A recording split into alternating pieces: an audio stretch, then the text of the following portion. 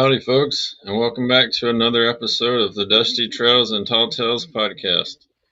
Today we have a British author, D.O. Michael, with us. He's the author of Drifter in the Wind and the Jesse Clayton Gunfighter Adventures series. We'll talk about his background, his path to writing westerns, what draws him to the Old West, and whatever else comes up while we're talking. Danny, welcome to the show. Hello, Matthew. Thank you for having me on. I was just about to say good evening to everyone, but isn't it like mid-afternoon over there for you guys? Yeah, it's about 2 o'clock. Yes, sun's gone well down over here. It's a lovely, windy and rainy night here in England. A lovely, stereotypical evening. It's cold as well. Yeah. Well, tell us a little bit about your background and what draws you to writing westerns from over across the pond. So a bit about me. Born and bred in a town called Loughborough, which is right in the heart of England. Um, Always loved reading as a kid. Did like to write stories at school. Was encouraged by a few teachers. Went on to study creative writing at a university in Sheffield, a lovely city here, not too far from where I live. And then when I finished that, I didn't really know what to do with myself. Um, so I wound up teaching for a few years, working in primary schools for near enough 10 years before thinking, you know what, that's enough. And went back to writing because I just kept thinking that's something that I want to do. And I'd penned a few sort of novels myself, sort of during those years. Sort of, summer holidays. You have so much time to do stuff. Just sit there in front of a computer. Just, not bothered about that. And as terrible as those novels are, they taught me a few things. And as for getting into westerns, um, bit of a strange one. I have to admit that my introduction to westerns is a bit embarrassing, if I'm being honest. Because obviously over here, it's not the biggest genre of things to get into. And growing up in the '90s, I mean, sort of, you didn't get a lot of it. Maybe there'd be the old classic on a Sunday afternoon that I'd maybe watch with my dad. Never really paid attention, but I do remember the first western I ever watched. It was in the cinema. It was 1999. Any guesses? Um, Dances with Wolves, but that was a little bit earlier than No, that, not wasn't Dance it? with Wolves. And bearing in mind this was rated PG because I would have been 9 years old at the time, and it's a terrible film. It's a terrible film. I can't think of anything during that time frame. Wild Wild West with Will Uh, Smith. You seen it? yeah, Yes, it's not great, is it? It's the one with the giant mechanical spider at the end, isn't it? Yeah. yeah. Oh yeah, that was so. Yeah, that was my introduction. Funnily enough, though, I absolutely loved it. All the gunfighting, the horses, all that jazz. The mechanical spider, not so much. So yeah, I watched that, enjoyed it for the next few years. I'd sort of all of a sudden those old films that my dad would watch on TV on a Sunday, I took a lot more notice of. I remember watching Unforgiven at the age of like 12, far too young to watch it, but very much enjoyed it. Then it kind of faded away a little bit as I got into sort of, playing video games and stuff. Um, but then sort of around my later teens, as I really got into sort of like reading older stuff, going to university, spreading around genres, I've started picking up westerns again. It was Elmore Leonard's fault that I got into the western books, particularly Uh, Three Tenths of Humour. His short story that they then made into a film not long after, yep. which was also good. So I got into that. So I started dipping in the genre there, reading a bit here, there, and everywhere in between the odd thriller or anything else I was reading. And it was just one of those things that I just enjoyed. Never really thought about writing one because my favorite genre was thriller and horror. So at the time, I'd always be writing stuff like that. But then fast forward to sort of leaving teaching and going back to writing as a freelancer.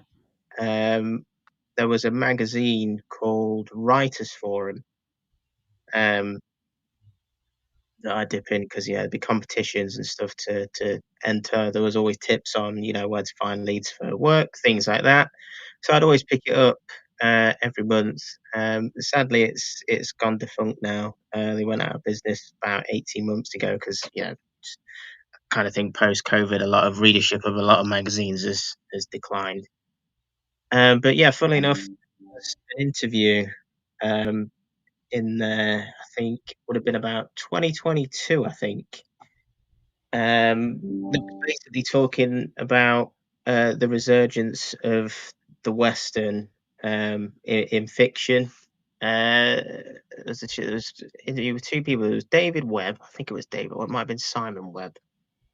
Can't remember the name, but anyway, he was one of the authors I talked to because he was also from the UK. And funnily enough, the large part of the conversation was with the chief publicist of this company by the name of Nick Whale, who was Okay. wet and lyrical, talking a lot of the right things. I thought, this is a guy that believes in it. This is a guy that's doing stuff. And then, funny enough, right at the end, there was an announcement they were making a call for sort of unsolicited talent and new writers. I was like, wow, I've suddenly got a load of time on my hands. I'm freelancing, sort of not many clients going on. I'm just sitting there staring at my inbox, just waiting for the work to come in.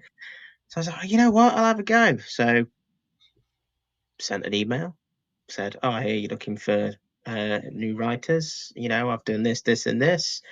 I'm not published, but apart from a few short stories, is there something we could do?" So anyway, uh, I think it was 2 days later, I got an email back saying, "Let's set up a call and you can pitch me your idea." I was like, "What?" I just made an inquiry about what I could do. So anyway, I'm scrabbling together. I've got like 3 days before this meeting to sort of, at least try and come up with Yeah. some semblance um of an idea. So straight away I'm like, right, what do I need to do? Right, we'll watch a bit of Deadwood, we'll watch a bit of Justified. Let's think, right, we've got to watch Tombstone, getting my old sort of Western books, I think, just reading as much as I can, just sort of like, draw up that inspiration. And then basically I settled on the idea. I was like, oh, what's one thing that's really popular at the minute in the books that I like? Big into thrillers, big into Jack Reacher. Um, and I was like, well, there you go. Why not do that? Why not take the idea of Jack Reacher, who, the whole premise of him is just a bloke who minds his own business. He's not at any fixed point, just travels the country and manages to end up in heaps of trouble wherever he goes. But fortunately for him, he's massive, so he can punch his way out of trouble. So I was like, well, what if I had that idea in the old west, but instead of him being some massive bloke who knows how to scrap and is really good with every gun you could think of, what if he wasn't that great? But what if he was really good at like sort of talking his way out of trouble? So I was like, oh, there's something there, and that was essentially the premise of Jesse Clayton. That was what I led with in the phone call with Nick. And he basically said, as soon as I said, imagine Jack Reacher, but in the Old West. And he was like, sold. Try to do I would try and do an impression, but if he's watching, he might get a bit offended. I've done it before and I've just done a terrible one. But anyway, yeah. So he says, yeah, sold, do it. He was like, well, what you can do is give me 3 chapters. You got 2 weeks. See how it is. If we like it, we'll have the old book. I'm like, oh crikey, how long? I think he gave me a fortnight or so. So straight away, I'm like, well, if I'm going to do sort of these chapters, I'm going to need to plan the whole thing. And I'd in this meeting made out that I'd got everything fleshed out already. I hadn't. It took me 3 days to come up with that. So squirreled away, post-its, notebooks, everything, watching more films because it's really important for the research. Uh, Delivered those 3 chapters, and then, funnily enough, yeah, I think 6 weeks later, the first book, Drifter, ended up on shelves and was quite a surprise hit. I think we crawled up quite a bit well. So yeah, I was I surprised. Yeah, mean, they're right this there. one. Yeah, Drifter in the Wind. Um, and I tell you what, that taught me a lot about sort of writing in general. Like, before, like when you just sort of writing for the passion of it, you can take your time. You can just sort of like, oh, you know what, I can't be bothered tonight. I'd just rather watch the footy or football, sorry, soccer for you guys. Or oh, let's just stick a film on, or let's turn the PlayStation on. But when all of a sudden there's a deadline in there, it brings out a fresh shade of creativity like Yeah, nothing before. And when you've got to deliver like 35,000 words in 4 weeks, that first one was tricky, really tricky. Now I've written several more, and it does get a lot easier. But yeah, trying to hit that tight deadline was tricky, and an invaluable experience. Then obviously working with the editing team, and Kevin, who designs the covers, he'd come up with a yeah, few options, and I'd be like, "Oh, that's great, but can we do this?" And it's like, it's just it was just mint. And then finally, like holding my copy in my hands and just being like, "Oh, this is amazing." There was no better feeling than that. And yeah, so even to the point now, I'm like, you know what? Even if like sales taper off, because hopefully with everyone they get a bit more and more and more. But should they start going down the steep end, as long as Nix keeps ordering them, I'll still yeah, keep writing, because at the very least, just sitting there and seeing your name on the cover and stuff yeah, and seeing words you've written, yeah. it's really cool. The one with Wayne Winkle, was that when? What order did you write that one in? So this one, You told me in a flashback, so I yeah. read it. So in terms, I mean, this was the challenge kind of thing with this one, because um, Nick came to me with the idea of teaming up with C Wayne, um, and it was a great thing to do. But the problem is with Reno Gates, because he was like, no, you got to write a Reno Gates. Oh, there I'm doing the accent again. Oh, sorry, Nick. And obviously, I was already sort of, I think, 3 books released, got part 4 coming out soon. And in terms of me, I've already planned like X amount of books, so I'm currently writing like number 6, I think.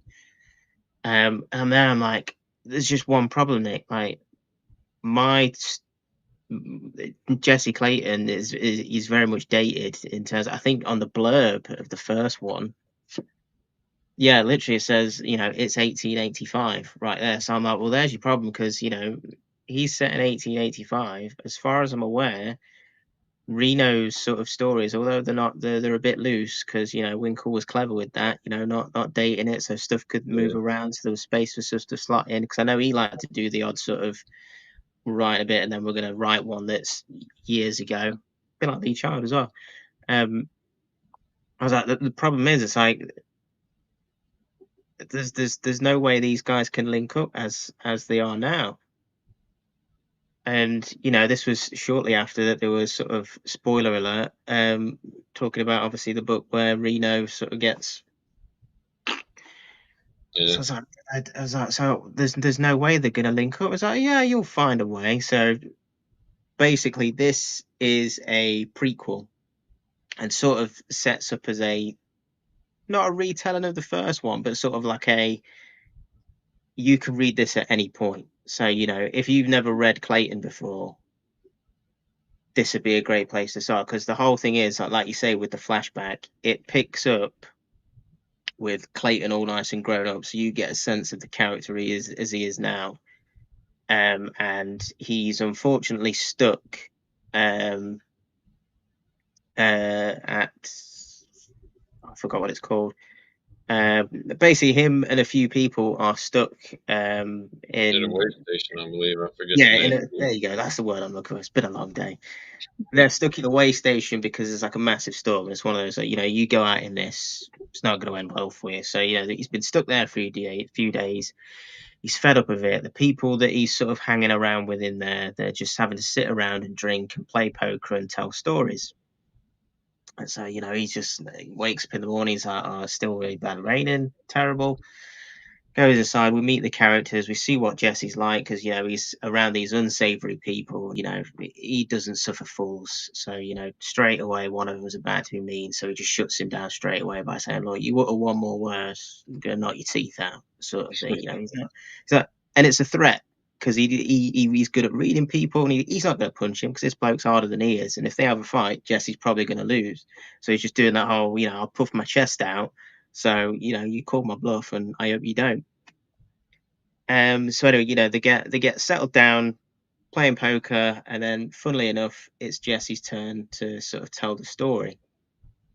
And so he tells a story about, of himself when he was a teenager, sort of like, again, this is where Winkle's sort of hazy timeline was great, because I didn't have to date it, so I don't write myself into any corners if I need to flash back again at any point. Like I say, many, many years ago, when Yeah. Jesse's like a young teenage lad, he's not a lad, he's not a boy, he's not quite a man. He's in a place where, he could sort of either stay on this ranch that these people have taken him in, because he's had a very rough childhood where he was involved in like a gang. Spoilers there, you find that out across the series. And he's at a point, he could either stay at this ranch, or he could go off and make his own way. And if he's going to make his own way, could he sort of, lean towards the bad stuff, or could he try and, be a good person? And that's where the idea just kind of like wrote itself, really. I was like, well, who better than to sort of, be a positive influence on my character than one of the best characters and one of the most popular characters in recent modern westerns. So, Reno comes in as a problem. I won't go into too much, so I'm going to give the old plot away and nobody needs to buy it.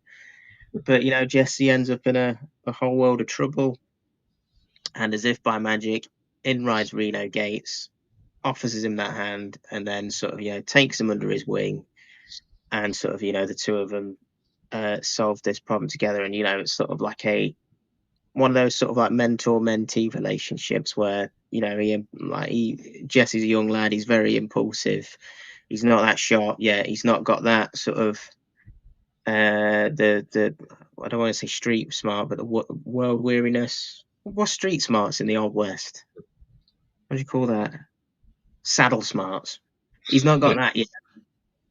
So, and it was just a really fun thing, kind of, because this stage in his life is sort of even a place where I'd not really thought about his backstory. Like, when you're making a character, and I don't know if you do it yourself, but you always have those big story beats, the things that shape them as a person to make them as they are now. So you've got that to draw on when you're writing. So I had the whole troubled childhood, problems with his parents. He had a brother, and then there's like this sort of hazy sort of middle ground of where he went from, young lad to being the Clayton that he is now. So there was a big gap there that I needed to fill, and I thought, well, I don't need to fill it. And then this opportunity comes along, and I've had the chance to tell a story that I didn't think needed telling, but by the end of it, I was like, wow, I think I've really enjoyed this. And, getting to get my hands on Reno as well, that was cool as well. It was almost like, writing his name as I'm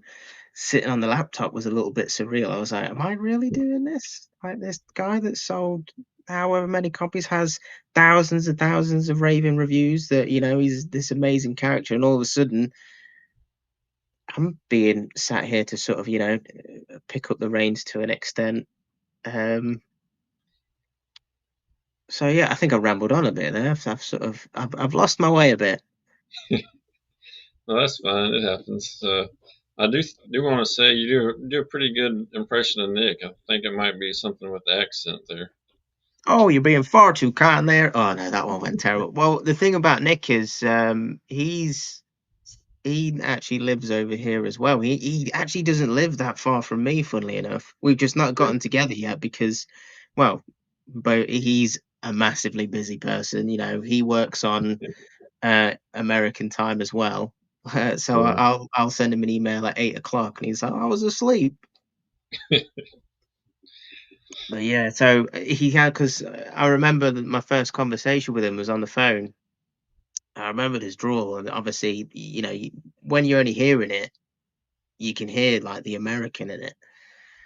And I had him pegged as like, when you don't know someone's face, but you hear a voice and you just picture someone. Yeah, So I'm there thinking, sort of a very stereotypical old Texan man, complete with the hat and the Colonel Sanders thingy tie. And then finally, we sit on a video call, and I was like, "Crikey, Nick, you are not what I pictured." And then like we're like the same age as well. I was like, yeah, "Yeah, well, we're both 35," and I was like, "Hold on a minute, how are you sort of chief publicist of this? Like rising to the top, and I expect you to be way older." And he's like, "Well, background in sales. I know how to sell something." I was like, "Well, fair enough then. Apologies, my friend." So I was like, for saying all he's doing, he's looking well for it, definitely. yeah. What do you think makes a strong Western protagonist, especially the way that you write Jesse? Um, that's a good one. I mean, this is one of those where everything's subjective, isn't it? I suppose if you're looking at things from a cliche point of view, if you're going for the tropes, you would go, stoic, has a good scowl, quick on the draw, always not knows what to do in a problem. But for me, I think that is a terrible protagonist. I think that's been done to death. You look at Clint Eastwood. When's he ever done anything different other than that? Maybe the outlaw Josie Wales, where he's a bit mean as well, and obviously in Unforgiven, where he's old and he's a bit past it. But I mean, when you get to the end of that film, you see he's still got it. He's still got the scowl. He's happy blowing people away with his shotgun. But I think this leads into why sort of westerns have been on the resurgence lately as well. Is that I think now audiences look for flaws in their protagonists because everybody has flaws. It's what makes us relatable. So Yeah, I'm sure we'll get onto them at some point with when we're talking about telly and why it's been so good there. But the whole thing for me is I like a good protagonist that is decent, is likable, not necessarily someone you love to hate, but somebody that's sort of got that kind of flaw that you look at it and you see that they're doing it and it's really stupid and you just want to shake them and tell them to stop, but that's what makes them endearing. So in Jesse's case, it is very much his sort of his bullishness in that he thinks he can talk his way out of any problem. Um, he's not the fastest gun in the West. So he can't really rely on that. He's quite good with a gun, but just he's the Western hero that never stops trying to talk himself out of trouble, either by yeah, bluffing, either by reasoning, either by confusing. And yet, when it doesn't work, so far at least, he has a knack of still getting himself out of trouble, either with his gun, being quicker than the other, being quicker with his brain, or most of the time it's blind luck. So I think he's a bit Indiana Jones in that respect. Like Indiana Jones, he's that really clever professor. He goes hunting for all the old treasures and that. But if you see any sort of action scene, he's not confident. He's not there sort of doing judo moves. He is absolutely bulling a china shop his way through that. Like, and it's one thing you never notice it as a kid, but I remember rewatching those films not long ago and realizing just sort of how lucky he is in every single one of the fights that he has, sort of thing. Where even to the point where he'll pull back a punch to punch one Nazi, and he accidentally elbows another one, and he falls off the tank in like the third one. It's like that kind of thing where it's like you are not competent, and yet somehow somebody's watching over him to make sure that he's all right, sort of thing. That's the kind of thing I think, because I just kind of think, well, they're not superheroes, that so you do need that sort of I'm sure there's a word for it, but um, I'm struggling to find it. But yeah, like that sort of a good hero, a good protagonist for me has that flaw that just sort of makes them relatable. And they don't always win as well. It's always good to see them lose and see how they come back. What kind of characters they are, how they bounce back from getting the teeth kicked in, or having the villain win, or some sort of major setback. That's what I Yeah. like. Well, you've mentioned a couple of TV shows I wanted to talk about because most Western writers are quite a bit older than we are, and they come from like watching Gunsmoke and Bonanza and Rifleman and shows like that. But being that we were we were born in the '90s and '80s and '90s, and there's a big gap in between there from some of those older shows to the newer ones. So what is it about Deadwood that you like so much? I mean, what isn't there to like about Deadwood? I mean, the thing is, as well, if I think about sort of the westerns that I watched as well, like I did watch the films, never watched any of the TV shows. So like stuff like Bonanza and that, I can't Yeah, comment on because it's just never been available over here. Um, like sort of growing up in the '90s as well. It's not like you had Netflix to go streaming. Like if it wasn't yeah, on the telly, or you couldn't rent it from Blockbusters, you had no chance of watching it. Yeah, fortunately, I had an aunt who lived in America who would sometimes sort of post me the odd Spider-Man comic, 'cause I was big into Spider-Man as a kid. But I think, and then when Deadwood comes alive, I think when was that? Was that 2004? Somewhere around there, wasn't yeah, it? somewhere Yeah. around there. So 2004 ran for 3 seasons, and then they cancelled it because it was too expensive to make, which is Yeah, annoying. I was And that heartbroken was. when that happened. Did you watch the film that they brought out a few years Yeah, ago? Yeah, yeah, good. Oh, it's great. So yeah, the thing about Deadwood is, I mean, it's HBO for one, and they always yeah, make cracking telly. And for me, it's very much sort of like I think Deadwood was very much the blueprint for something like Game of Thrones, yeah, because for me, Deadwood, if I were to have to sum it up in one sentence, I would say Deadwood was basically where the Wild West grows up. Obviously, if we pull back to sort of the spaghetti western era, when westerns were the big thing, all the cinemas and that sort of nowadays superhero movies are the western of our time. I'm sure we can get on moaning about them later, but in this case, like you look at those old films and probably those TV shows as well, and even going as far as looking at the Wild Wild West, which was the '90s, not long before. They were all very much sort of quite straightforward. I mean, there's obviously outliers, like Tombstone, Unforgiven. They were yeah, brutal, but I don't think they were necessarily complex. yeah, You look at stuff like Wild West. You look at the old Spaghetti Western. They were very sort of straightforward. Like this is an outlaw, or this is your protagonist. You can spot him straight away. You can spot the villain straight away. It was all very much sort of like very beautifully shot with the sort of oh, we're going to draw the close up on the eyes, the Dutch angles, all look great, but it was all style and no substance.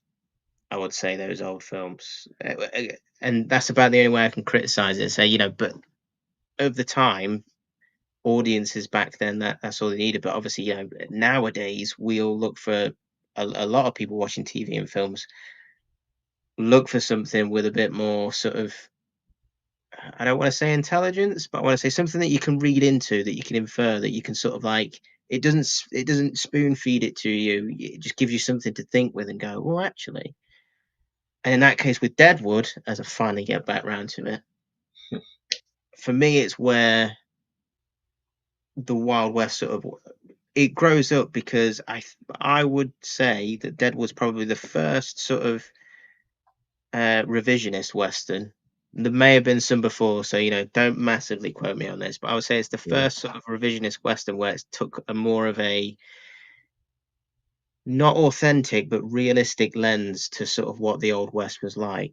And, for one thing, obviously Deadwood, I didn't know when I first watched it, it's actually a real town, wasn't it? And Yeah, obviously, the characters, Al Swearingen, obviously Bill Hickok turned up there, and Seth said that these were all real people. That obviously, they've taken a few liberties, but the whole thing with it is where the old westerns were all like everything was all really quite sort of clean. The rules was quite straightforward. The bad guy got the girl. Not that, sorry, that's wrong. The good guy got the girl. The bad guy lost. Everybody goes home riding into the sunset. But in this, all of a sudden, that myth has been pulled away of the frontier. It's not all lovely stuff. It's like it's been stripped down and it's very raw. It's quite literally dirty. When people are like walking through that muck. Um, and it's very human as well. You really see these as people just sort of struggling to sort of get through everyday life. Like Seth and oh, what was his brother's name? Was it Saul? Was it Saul? yeah, but that was Saul. Yeah, his partner in the hardware store was Yeah, Saul. they're not, but it's been a while since I've seen it, so I'm going to guess it. But you've got them turn up, with their tent to set up their stall, and they're trying to build sort of thing there. You see how the tricky things there. He obviously gets pulled into being sheriff. You got Al Swearingen running his saloon and all Yeah, the stuff that he gets up to, and then just all the side characters where you just see, really minor characters that are really having a hard time of it, and yeah, and that's the kind of thing that is never really looked at sort of in the old films. But then at the same time, in looking at that, you sort of see the same theme in that these people like are really like struggling, like they're not in a great place, and yet you see the grit and the determination and that old west spirit of they go, well, I could just give up, yeah, but I'm not. And that is the thing there, that's the thing that always got me. It's like, oh my god, they're talking about the same things, they're just framed very differently. And I found that fascinating. It's just, oh, they've done that in such a nice way in the old films. It was all made you feel rosy, but then you kind of just look at this, and it's all grim and horrible and really mucky and brilliantly acted, by the way. yeah. And yet you're seeing the same kind of themes, the same kind of stories, but they're just. And I think because they're a lot more sort of gritty and real, they're so much more relatable, and they're just so much more compelling. And but I'm pretty sure that when we finish today, I'm gonna go get my Blu-rays out and start watching it again now, because just talking about it's just made me. Yeah, and the theme tune as well. Oh, how can you not like Oh, that? yeah. Yeah. I think one of the best characters in that show is the doctor. I can't remember his last name, Oh but yeah, some of the stuff that he has to deal with as well. But again, like I used Deadwood as a reference for sort of starting point for research. I thought, oh, that happened in Deadwood. How accurate was that? You go and research. Yeah, some of those old medical practices. Crikey, I am glad that sort of I'm living in these times with sort of yeah, the kind of modern medicine that we have than some of the stuff that they had to do back then. But yeah, it's like this sort of treating people and horses with the same sort of stuff kind of thing. Deadwood that like draws you to it, other than what you've talked about so far. I mean, Because for me, it was really the only Western show on television growing up. We didn't. There was a few others in the '90s. I think the Young Riders, if I recall rightly, I but that think was the what first big television show Western that I watched. Then we had. What do you think about Hell on Wheels? Did you watch it? I didn't really get on with it, if I'm honest. Really? I remember it was on Netflix over here a couple of years ago. Um, and I started watching it, and I just sort of I think probably I'd not long rewatched Deadwood, and obviously expectations are sky high with that. Yeah. And then I went straight into that because I was on a big sort of, oh yeah, I fancy a bit of So maybe I need to give it another chance, but it's one of those, it didn't really click with me. But Hmm. going back to the thing about what else drew me to Deadwood, I think you make a good point about the fact that there was nothing else Western on at the time. Be interested to know why it got greenlit in the first place, because I think Wild Wild West must have done a lot of damage for the genre because well, I mean, I'm just trying to think. Well, what other westerns were there between like '99 and that coming out in '04? I bet there weren't many. But then obviously Deadwood comes out, it wins Golden Globes, it wins all sorts, and then I'm pretty sure you could probably trace back this resurgence of the genre probably to that, because Yeah, if you think about it, within 5 years you get in the likes of the 310 to Yuma film, yeah. um, you get in I think Open Range came out about that time too. Open Range. They did a remake of the Lone Ranger, and then you get in sort of fiction like the Sisters Brothers, and I'm trying to think of other ones now. I think my mind's going back, but you just kind of think that that comes out in 2004, and by 2010 you've got several other projects that have done well, and I kind of think, would we have had that 310 to Yuma remake if Deadwood wasn't made? Would we have had, the Sisters Brothers had that not have been made? Would we have had Red Dead Redemption or even Red Dead Revolver had that? Because I think when the original one of that came out, sort of a couple of years after Deadwood first premiered, and that was Rockstar. So I do think that maybe the fact that it was just something different that drew me to it, because I think it would have been on. We would have got it later than you guys, because this was back when obviously network television was massive. So I remember, like, you lot got Lost. Do you Yeah, remember Lost? yeah. You lot got that. We didn't get the first season of that until a year later. Wow. So obviously this is before the internet was massive. So summer 2005, I think we got it. The first season comes out, the UK goes mental. All of a sudden, I learn that you lot have already got the first season. You're halfway through season two. Like, what's going on here? So I'm on the internet trying to figure out what happens. But yeah, like, so I would have watched it sort of later than that. I remember me and my brother watched it because he was dead into it as well.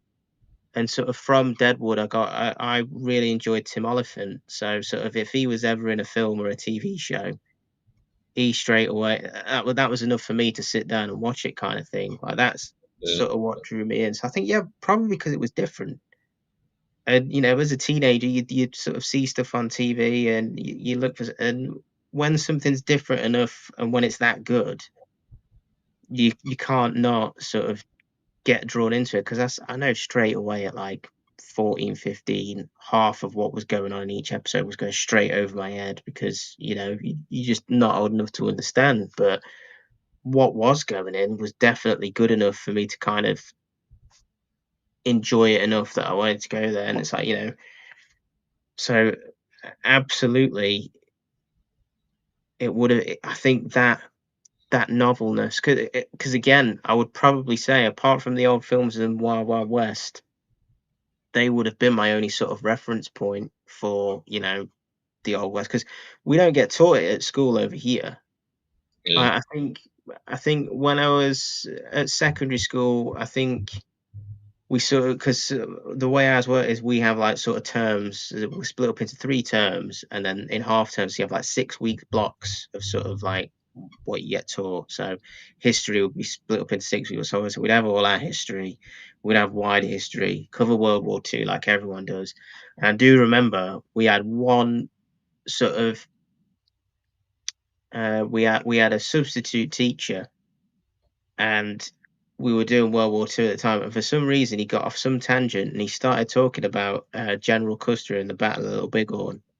hmm. And I can't remember what happened in that lesson, but I do remember General Custer from that. and so whatever happened there, that tweaked something as well. So it's one that I think, had I learned about it more at a younger age, I don't know, maybe I would have got into it way more sooner. But I just kind of, and actually, that's why I kind of envy like kids today. Like, you got the world at your fingertips, and yet they're all just watching brain rot. And I'm like, oh man, Yeah, imagine if we had this stuff as a kid, yeah, having to watch videos and something was on TV. It was on at 9 o'clock, and if you couldn't record it or you missed it, you'd have to wait ages for it to be on again. yeah. Honestly, I don't know what they're missing, man. I don't know what they're missing at all. Well, what are your thoughts on Red Dead Redemption? How do you think it's contributed to the success of the Western in recent times? Well, I think that's quite obvious, really. I would say the first one, not so much, because I think a lot of people just sort of jumped on that because it was not long after GTA 4. And obviously, they're made by the same people. They were like, oh, it's Grand Theft Auto, but it's the Old West. So I think a lot of people got it, enjoyed it. It was a very good game. And I think it opened a few eyes, kind of thing. But I don't think it did masses. I do. Sorry, that's just my dog with her squeaky toy. Sorry if you can hear that. I do think, though, Red Dead 2 has been absolutely massive for the genre. The fact that I think to date it sold 77 million copies. That's a lot. That's pretty much the population of the UK. So, and if you think about that, so let's say, even if half of the people that have bought that enjoyed it, and it's way more than that. I bet you of those 77 million people, I would say less than half are casual Western fans, and I would say probably a quarter are probably proper Western fans. Like, I would have bought it because it was a Western, but I bought it because it was a Western and it was Rockstar, and I know they make good games, and it was an incredible game. Like, in Yeah, terms of the accuracy was great. I know there's a few things that, if you're going to be a pedant, you're probably going to go, well, that wasn't it. But it's like, it looked amazing. It felt amazing. The story was amazing. And it was paced incredibly. And it played well as well, which you need with a game. So I think if you go from that, and that was what, 2018, was it? yeah, I believe so. Yeah, 20. Yeah, I think it was about this time of year as well. I'm sure it was October because I remember it being dark when I finishing work to go and buy it. But I think again, you can probably track this to another sort of surge um, in popularity because obviously Netflix was massive at this point, and I think seeing the whole sort of social media storm around Red Dead, all the memes and all the Yeah, publicity, everybody raving about it. Over the next few years, all of a sudden, Netflix was producing films, producing westerns, and obviously, you get the likes of 1883, the Taylor Sheridan sort of show. yeah, It was either around then or not long after. I kind of think, would that show have been as massive if Red Dead 2 hadn't come out? Because the whole thing there is you don't sell 77 million copies of a game unless you are appealing to the casual gaming audience, the people that just play sort of like FIFA or Call of Duty. Like, I'll buy a game that nobody knows about because, I'll play anything. I love games. I yeah, love it all. So I will pretty much try anything if it comes out. But yeah, but to sell that many, you've got to basically sort of appeal to the masses. You got to be to the absolute popular people that, they just turn their consoles on to play a bit of Call of Duty with the mates before they have to watch like Love Island or whatever other reality TV show is on at that time. Love Island, so whatever. I'm guessing you guys probably don't have it over there unless you've yeah, adapted. But those that the wife is we're not watching telly together tonight. I've got the night to myself. I'll go and play with the boys, sort of thing. Like that kind of super casual gamer. And the fact that it's got into them, they will absolutely from that have then gone, I really like this game. I'm going to see if there's other westerns. And I bet you they'll be the kind of people that have got into 1883 and have probably gone back and watched old stuff as well. Yeah. Um, I think yeah. So I think it's been absolutely massive uh, for the resurgence. And Definitely. another thing that video games are too is it's a good way to reach the younger audience and have young people interested in westerns and sort of build for the future of the genre. I would agree. I would agree, especially sort of for our generation, because Yeah. I had quite lax parents as a young lad. So if I said, "Oh, mum, can I get this game?" but it's an 18, I'd just get a raised eyebrow and a "You sure?" I was like, "Yeah, honest, I'm not gonna get weird with it." So, Resident Evil, Grand Theft Auto, whatever, it didn't matter because it kept me quiet. Yeah. But nowadays, I think it's different because with the likes of Fortnite and all of that, like it's one thing I learned in my teaching days because obviously you're working in primary school, working with 10-year-olds, and when they find out that you're an adult and you're a gamer, all of a sudden you get way cooler in their eyes. Oh, do you know Fortnite, sir? I'm like, yeah, I do. I know that. It's terrible. And like, what? It's all they play. So unless you're gonna get sort of a Clint Eastwood skin on Fortnite, a lot of that young audience you're gonna lose out on until they sort of get to sort of 18, 19, 20. And if they don't get then caught up in Warzone or whatever, and they start to branch out and look for different kind of games, then you got to wait until they become a parent and they've not got the time to get online with the lads. So then they have to try a different kind of game that they can play for half an hour when everybody's gone to sleep. And I think that's when you get them because yeah, like gaming's changed like massively like the past few years. So Yeah. I would say if not for Fortnite, I would 100% agree with you. But I do think, and I think generally as well, the way younger people consume media is changes. Obviously, YouTube's massive now. Short form content's massive. We even have a term like second screen viewing now, where you're getting stuff made that's sort of dumbed down because people can't be away from these. So they're watching Yeah. it while they're on the phone. So can you make a western that's fit for second screen viewing? I don't think you can. Hmm. So I think that could be part of the problem of why I think that the Western's sort of at risk of going on the decline again. Not in fiction, not in books, because obviously DSP are like running away massively with that. Yeah. But at least on the screen, um, because yeah, I think there's a lot of sort of TV and film that's kind of at the risk at the minute with the way things are going um, on that front. Yeah. What would you think about Jesse Clayton video game series? What would you call it? I don't think there'd be market for it. You Because know? how do you top Red Dead? Yeah. Like genuinely, like because the thing is, it's not the first time I've thought about this, my friend. Because I've also thought about what it would be like as a TV show, and Yeah. even at one point wrote up a mock pilot for it to see what I could do. And I was like, you know what, as a TV show, I think it'd work. As a film, I Yeah. think it'd work. As a game, I really don't think it does because Red Dead as a game has done anything that you'd want in a story and gameplay wise in terms of a Western. I think I don't think there's much else missing there.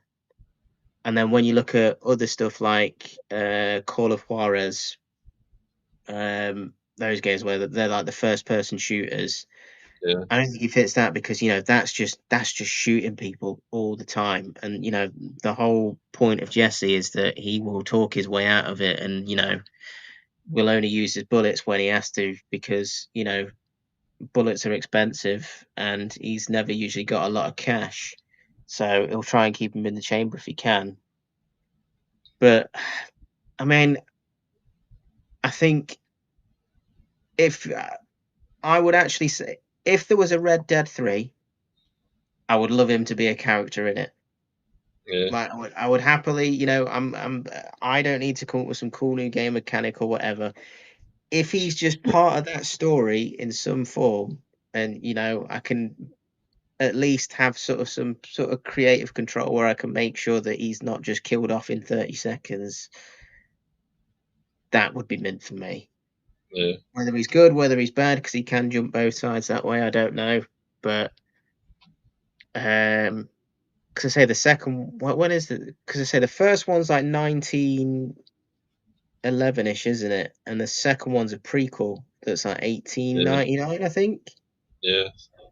So I mean, what 80? So yeah, so either they go further back in time for 3, or we have like an older, grislier, or maybe he's an old marshal or something like that. I could deal with that. Oh, there's a story idea for when he's a bit older. Maybe Yeah. I'll pitch it to Rockstar once they finish Grand Theft Auto 6. I'm like, you know what you want to do, lads? Make a Red Dead 3. Got a great character in it for you. Yeah. That sounds like a pretty good plan. What's next for you? What do you have coming up that you're working on that readers can expect? So at the minute, we still have the oh no, not that one. The fresh release of the prequel. You guys can buy it anytime. Doesn't matter if you've read no Jesse Clayton before or if you've read all of it. This is a great place to start. Going off from that, already have Drifter in the Wind, One Way Ticket to Ruin, and Mother Nature's Mercy. They're already available. Coming soon, we've got the the fourth one, because I have to remember that one. This Ride Hard or Die Foolish is Zero, I call it. Zero because of prequel. Yeah, we've got part 4, Showdown in Saltbury. One of my favorites to write, that was. There's even magic in it. I've managed to put magic in there. Hmm. It's great. Yeah, so that is my next project that's coming out soon. That's currently with DSP doing their magic with the editing and drawing up covers and stuff like that. I do have 5 and 6 in the pipeline as well. So please go and buy 4. So All right. I've not wasted any time, please. And yeah, so because the whole thing is with these books is that they are very episodic.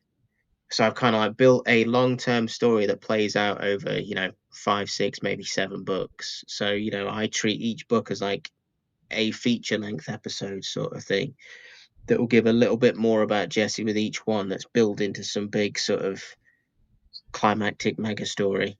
Sort of like a season of Deadwood. Essentially, yeah, that's how I treat it because I was like, at the first, I was like, well, I've only got 35,000 words. That's roughly 2 hours reading time, if that, for you quick. So I was like, that's kind of a film or of a couple episodes of a TV show. So if I was going at old school style, you go for a 12 episode run. I was like, yeah, we'll treat X amount of books as a season to have one big arc. So yeah, there's a big story that's building a lot, and in this book 4 coming up, there's a few big moments in there that will just be sort of like, oh my goodness, if you are already a fan, and if you're not, get reading.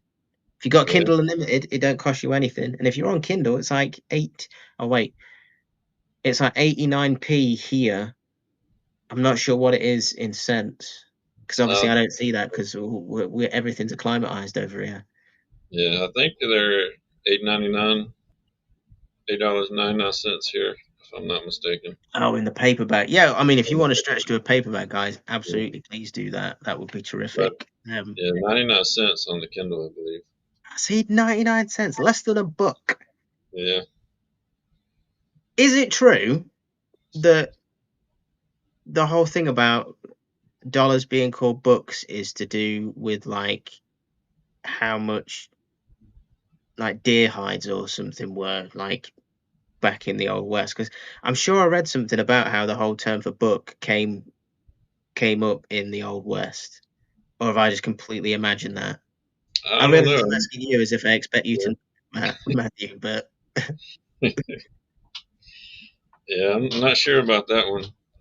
What's the best way for our viewers to find you on social media and connect with you? Well, I am notoriously terrible for being on social media. I'm not the biggest fan of it. I have to do a lot of it for work though, so that's fine. But Yeah, in terms of myself, I quite like to keep to myself. So I am on social media. Just don't expect to see me posting cool stuff that well, to be fair, you get a lot of stuff of my dog at the minute. We just got a new dog, bless her. A little toy yeah, poodle. I would go and grab her, but she's just finally settled down to sleep. So if you want to follow me on Instagram, my handle is at Ixwabarg. I know, imagine how you're going to spell that. But what I can do is I can make sure in the comments and stuff there, I can post up there. So if you want to see cute pictures of a toy poodle, bless her, she is wonderful. She isn't trained yet though. She's an absolute nightmare. I let her out in the garden and she will not come in. I was almost late for this podcast for that very reason. yeah, She's just bobbing around, getting the zoom in, just absolutely going for it. Just trying to think, I don't really do Twitter. Not done Twitter. I did have a Twitter, but I did. But I think yeah, if you want to follow me on there, I think Instagram is the way to go. all I right, am on Facebook, so you'll probably see my name pop up on there if you also follow DSP, because I'm always commenting on there. I can't help myself. yeah, So just look out for Danny Grabowski. Just said my real name. Sorry, yeah. guys. I know the mystery's been ruined. Danny, it's been great having you on the show. I appreciate you taking the time to be here with us, and it's Mate, nice talking about Deadwood and video games for a change. I've had a terrific time as well. You know what? If you want to have me on again, I'd love to do Sure. that. I'm sure we can do a deeper dive into Red Dead. Give me an excuse to play it. I can't believe it's nearly been an hour. That's just Yeah, flown by. yeah, It was me worrying that we wouldn't get 10 minutes out of it because I got no idea. And we're live as well. I completely yeah, forgot that we were live. It was just like I was having a chat. So, well, yeah, thank you very much, Matthew. I have had a terrific time. It yeah, has been great. Can't remember a thing that I've said though now. Oh, and I yeah. hope I wasn't speaking too fast for everybody as well. No, I you do have did a just habit of fine. doing that. Oh, wicked. Well, there you go. And thank you very much, guys. And thank you for having me again as well. It's been Sure. great. Thank you. Look forward to talking to you again. You too as well, my friend. You have yourself a good evening.